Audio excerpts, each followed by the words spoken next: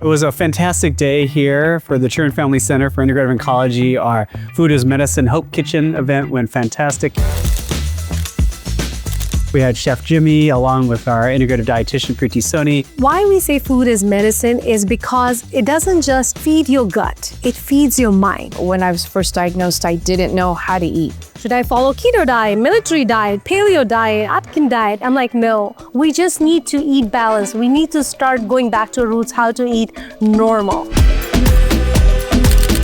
I think being healthy is the right way to think. I don't think you need to be a cancer patient to eat healthy. If this body is the machine, how do you put in the right fuel? Today it was very enlightening for me on how I can have more fun in the kitchen and not have so much worry about eating this and eating that. You don't need 100 ingredients to create a nutrient-dense diet. It can be 4 foods. You don't need 2 hours to cook. You can cook in like 10 minutes a good meal too.